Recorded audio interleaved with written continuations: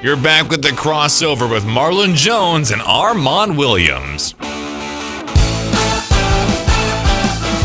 right, welcome back to the crossover, KDUS 1060. Marlon Armon. Subscribe and follow us on our social media accounts on both YouTube and Facebook at the crossover 1060. Once again, that's at the crossover 1060. I want to go ahead and jump in on this NBA thing, this whole Damian Lillard thing. He's still a Trailblazer, man. I thought from what I've heard, he was supposed to be Miami Heat, or he's supposed to be out of Portland about 24 hours ago or 48 hours ago. But I'm wondering what's holding up this trade. And actually, ESPN's Adrian Wojnarowski, I got that right, Marlon. Yeah, you did. Yeah. I've been working on that one. Woj. We'll call him Woj. He was talking about Damian Lillard and what's the status of his move to Miami and what's holding up the trade. And here's what he had to say about it. There are two questions that any team who's not Miami has to ask itself, and even Miami too. Number one, do I have a small guard already on my team?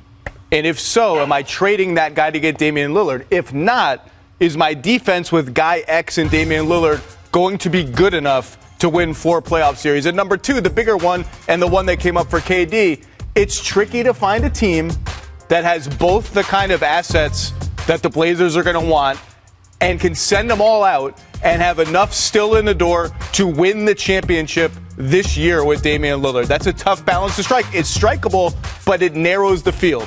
Right, and enough still left that if you wanted to get involved with what potentially could be, a massive class of essentially portal transfers next summer. Right. Not free agency, but star players who might ask out. You're weighing how much I'd want to spend to get Damian Lillard, and does that take me out of the possibility of Giannis Antetokounmpo, Joel Embiid, whomever else might become available, if those players next year become available? And that's what you're always weighing with this, the age, position, contract in these situations. So there are teams who want to do trades for Damian Lillard. I think there's just a level of restraint you're seeing around the league because, again, you're at 35 and 36 years old. For him to average $60 million a year with this new collective bargaining agreement, that gives people pause. There are two. So this obviously falls on really the Portland Trailblazers on pulling the trigger or allowing the trigger to be pulled, because we know Damian Lillard, we know where his intent is, where his heart is, where he wants to go. And we know that the Miami Heat, they're desperately seeking out to try to acquire Damian Lillard. But the thing is do they have the assets? Do the Miami Heat have the assets to get to make that acquisition? Because I don't know if they have it as far as just them making a singular trade between them and Portland.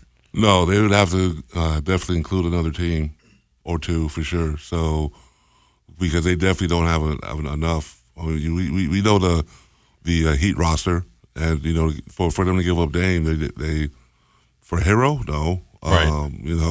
Hero and they're gonna want like Hero and you know what I'm saying? Yeah, they're gonna want like a Bam Adebayo. Oh yeah, and maybe even draft picks. In addition to that, are they willing to give that up? The Heat. Because we know the Phoenix Suns, they gave up a lot in order to go ahead and acquire Kevin Durant. Right. They ransomed a lot. They did ransom a lot. But in Kevin Durant, you get a special, different, dynamic player with him, and I mean it's obviously that's what his price commands, but it's worth it. I mean, right.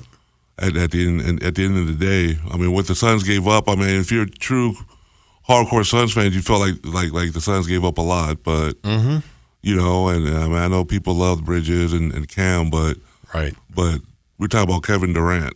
Right, exactly. We're talking about a generational talent, somebody that can get you there right now, get you over the hump, versus somebody like Cam Johnson and Mikal Bridges, two players that I absolutely loved for the Phoenix Suns, and I wanted them to keep them intact if they could. But once I heard Kevin Durant was in the equation, I'm like, bye. Yeah, you channel your love inner, you guys, but man, good best of luck to you, man, in Brooklyn, man.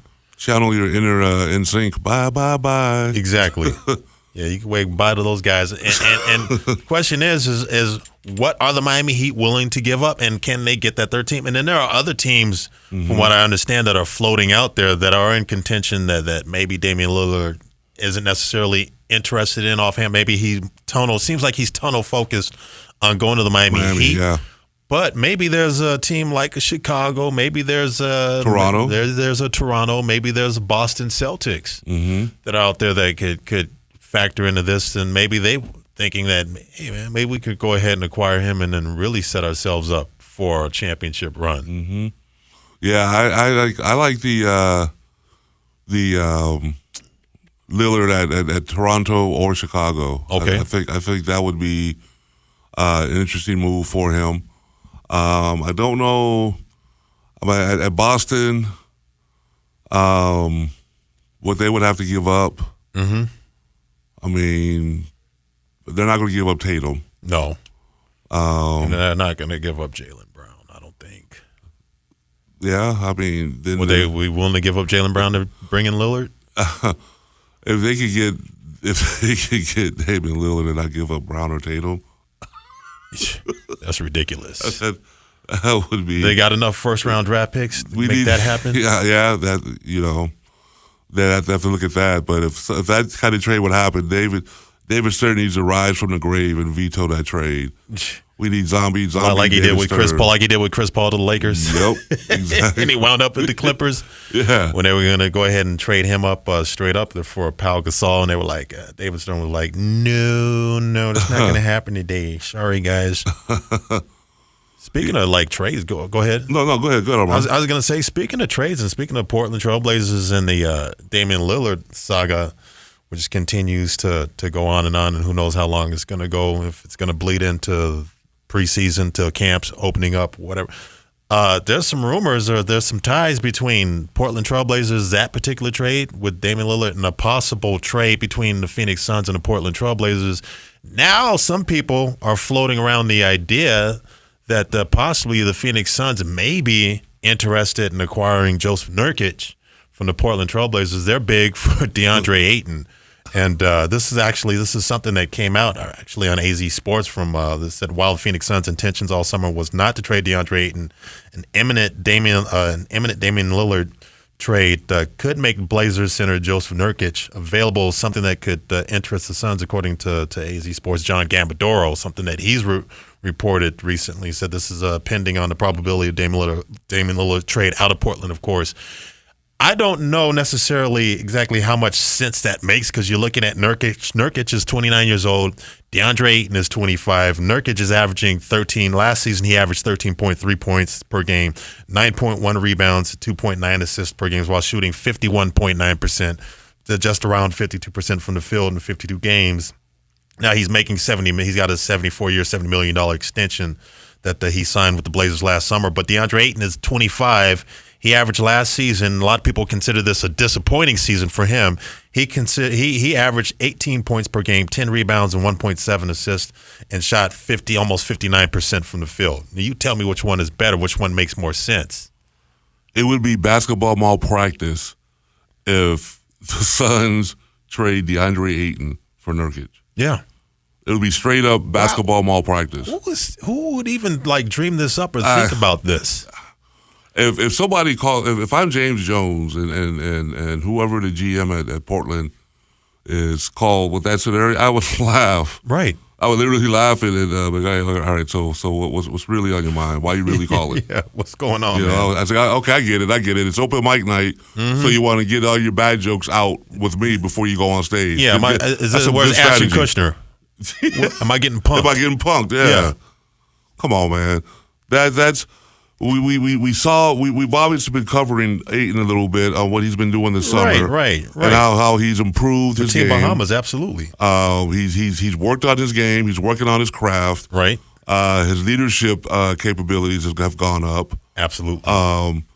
And he's about to hit his stride and hit his prime. Mm-hmm. And he's going to a coach that loves working with bigs. Loves working with bigs. Jason Vogel versus Monty Williams. I don't even think that's comparable, no, man. It's not when you're comparable. talking about as far as working with bigs, for the past few seasons, pretty much since he's been with the Suns, he's been working with Mark Bryant as his bigs coach. Oh, yeah. No offense to Mark Bryant, but I think that certainly that Bryant as well as Monty Williams, they just didn't really fully tap into DeAndre Ayton's potential. No. I don't think they got anywhere close to it. No. And hearing about Frank Vogel's his success rate working with bigs, working with Anthony, whether it's Anthony Davis or Dwight Howard or the guy from the Indiana Pacers. Yeah. Hibbert. Roy Hibbert. I'm excited. I want to see this thing come to fruition. I want to see what it looks like at least one season with DeAndre Ayton. Yeah, that would be a foolish trade. That shouldn't even be considered. It shouldn't even be considered. Like you said, the numbers that Ayton puts up, he puts up as a fourth option. As a disappointing player. Now, this is somebody that people are they're disappointed. They think that he's that he's failed the franchise. He's failed the team, averaging 18 and 10. There's a playoff stat there's a playoff stat that I saw that Ayton has, and I'm gonna see if I can find it. And it's, you're gonna see the company that he's with. Let's see, players in NBA history with 20 points, 20-plus points, 15-plus rebounds, 80-plus field goal percentage in a single NBA Finals game. Bill Russell, Kareem Abdul-Jabbar, Wilt Chamberlain, and DeAndre Ayton. That shows you his potential. That shows you his potential. If he has the right coach. And that was against the Greek Freak. Right, and that was against Giannis Antetokounmpo. So you put him with the coach that knows how to coach bigs and that can motivate him and put a fire up underneath him. And from what I've seen with Team Bahamas, it looks like he's already self-motivating himself. Yes. So you put him with Frank Vogel and give him a season to work with Frank Vogel and his coaches, man. That could be that could be pretty exciting for years to come, man. I think so. I would stay the experiment if I'm them. All right, coming up next, we turn our attention to college football with a particular interest in the Pac-12 Conference. You're tuned into The Crossover, KDUS 1060.